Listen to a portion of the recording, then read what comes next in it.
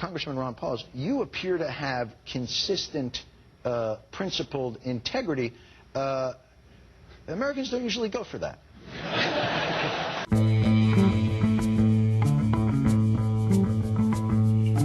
How are you going to stand out tonight? Well, I guess just telling the truth like I did last time.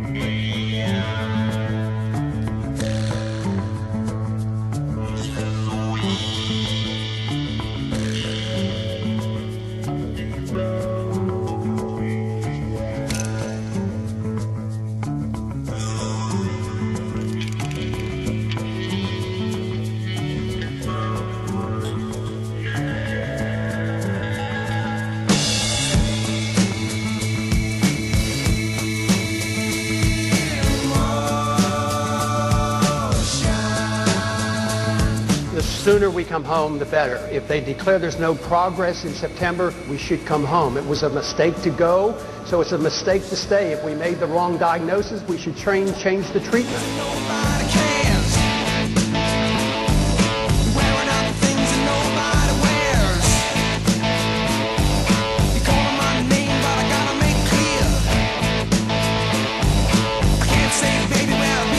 The biggest incentive for them to take upon themselves the responsibility is just for us to leave. We don't need to lose 100 men and women every month who want it done. You want them to take over, you've got to give them an incentive.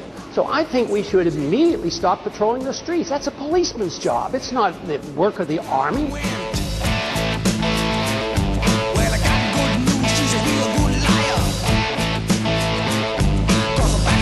And now we are fighting a war, and our foreign operations around the world to maintain our empire is now approaching $1 trillion a year. That's where the money's going, and that's where it has to be cut so we can take care of education and medical cares that are needed here in this country.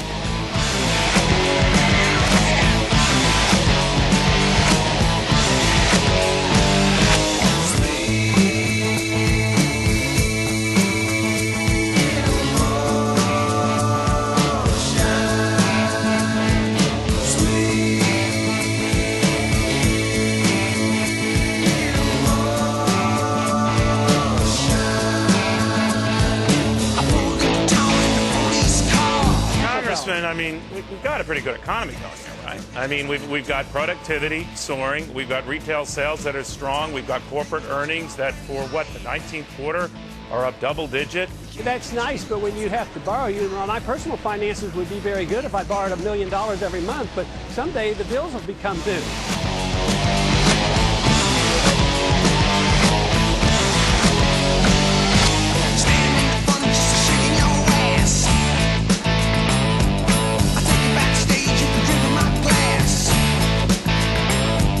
And border security is important. And we've talked about amnesty, which I'm positively opposed to. But one thing that has not been mentioned here, which I think is very, very important, if you subsidize something, you get more of it. So we subsidize illegal immigration. We reward it by easy citizenship, either birthright or amnesty. But we force our states and our local communities to pay for the health care and pay for the education. But if we had a truly free market economy, the illegal immigrants would not be the scapegoat. We would probably need them and they would be acceptable. But because of economic conditions, they have become the scapegoat.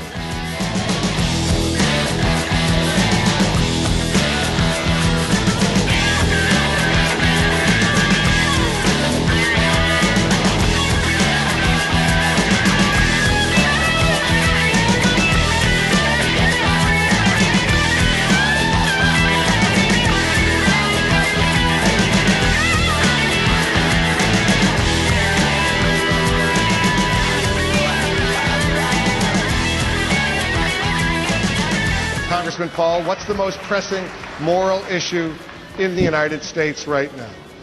I think it is the acceptance just recently that we now promote preemptive war.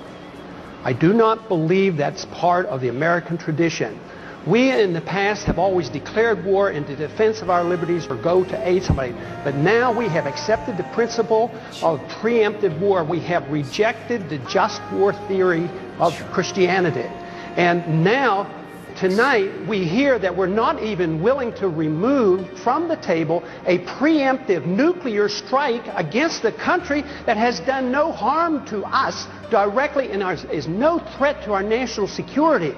I mean, we have to come to our senses about this issue of war and preemption and go back to traditions and our Constitution and defend our liberties and defend our rights, but not to think that we can change the world by force of arms and to start war. We succumb to the temptation to protect oil interests by literally going out and fighting wars over oil. We have a lot of goodness in this country, and we should promote it, but never through the barrel of a gun. We should do it by setting good standards, motivating people, and have them want to emulate us. But you can't enforce our goodness like the neocons preach with an armed force. It doesn't work. Woodrow Wilson was telling us about that in promoting democracy a long time ago. It doesn't work, and we have to admit it.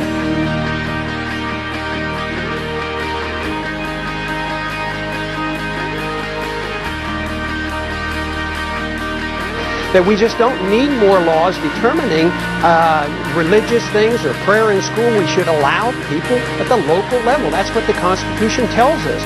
We don't need somebody in Washington telling us what we can do because we don't have perfect knowledge.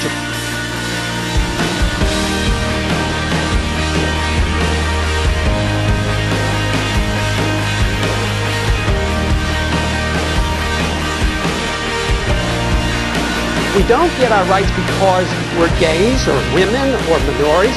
We get our rights from our Creator as individuals. So every individual should be treated the same way.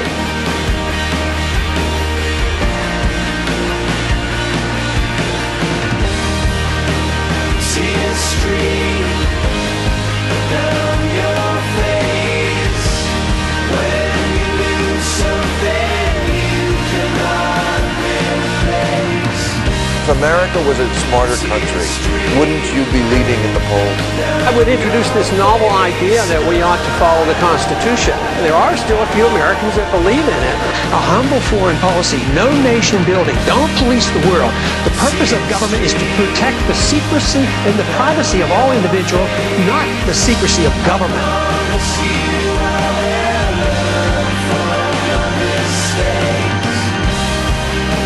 The freedom message brings us together. It doesn't divide us.